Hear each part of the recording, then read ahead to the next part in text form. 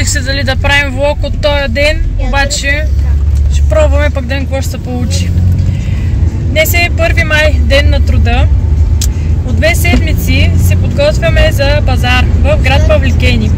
На 2 и 3 май има празник на яйцето всяка година и за първи път с неща от нашия магазин, неща с които се занимаваме, решихме да участваме, да видим дали какво ще се случи. Подготвили сме много неща и ще се опитаме да заснем целият процес и ще ви го покажем. До скоро!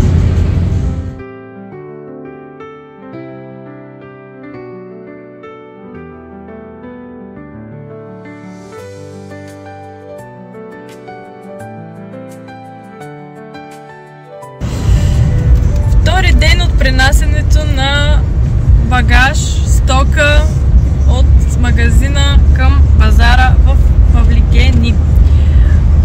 Утре, рано сутринта, отиваме да ни настанят, да видим къде ще ни разположат. Сглобяваме шатра и започваме да нареждаме. Колата е пълна до дупка. Отгоре багажника. Панаирската кола. И панаирската кола вече ми се е вързал езика, защото цял ден напред-назад. Панаирската кола е заредена. Тя по принцип пръщи от багаж, където и да тръгнем. Ама този път на 2 курса. Първия курс всъщност бяха мебели, не беше стока. Сега сме с стока. Да. Има къде да оставим нещата поне в град Павликени и затова сега имаме възможност да закараме вече и втората част, да нощуваме и да ходим утре да действаме. Ами, оставаме ви тук за сега. Утре направо да се сетим да записваме, защото в тази лудница просто не знам. Най-малкото поне ще сложим статива с едната камера някъде и толкова. Поне статични кадри може и да снимаме. Да. Защото ще има сглобяване, подреждане. Първоначално ще сме двамата. Да. Мама и тати дойдоха да разхождат, да гледат децата, да вземат и те участие на празника. В празника. Да вземат и те участие. За първи път се впускаме в такова приключение. Подготвила съм. Ще видите какво. Айде, ще оставим и за утре материал да съберем. Направо ще покажеш утре. Направо ще покажем.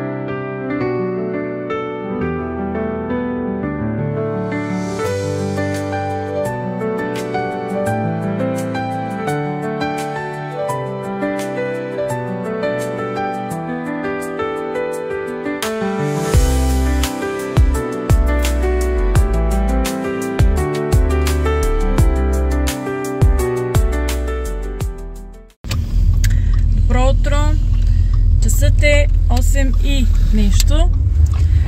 Както виждате, натоварили сме панерджийската кола. Вече за всичко.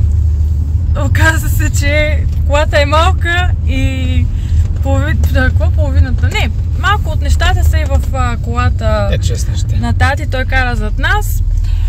Отиваме към парка, за да видим кой ще ни очаква там. Търсим организатора, за да ни настанят. Ще ви държим в течение.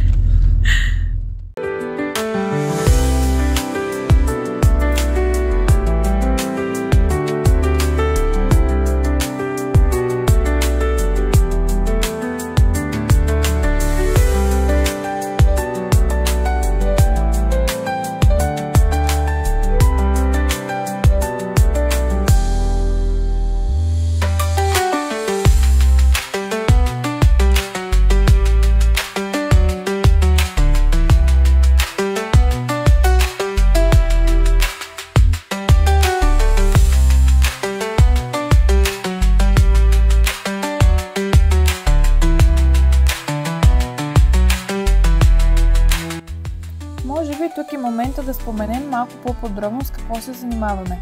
От 7 години сме вносители, предлагаме сладкарски инструменти, консумативи и суровини за сладкарството. Работим и с български вносители паралелно. Изработваме сладкарски печат, 3D проектиране и изработка на ристи, топери и печати. Отскоро и нестандартни картонни топери, картонни торти. Също организираме сладкарски работилници и курсове за начинаещи, като тези събития организирам и изцяло водя аз. На базара в Павликени бяхме взели предимно от най-продаваните ни продукти, като бяхме подготвили почерпка с част от тях, за да може хората да дегустират. За първи път проведохме сладкарска работилница на открито, като децата декорираха къпкейкови и маслени бисквитки под формата на яйце в тон с темата на празника. След кратки разяснения сами декорираха сладките си творения и получиха символичен сертификат за отлично представяне. Беше интересно за нас, а надяваме се и за хората, които ни посетиха. Горещото време изигра леко лоша шега, но се справихме и останахме сравнително доволни, като изключим умората от самото слънце.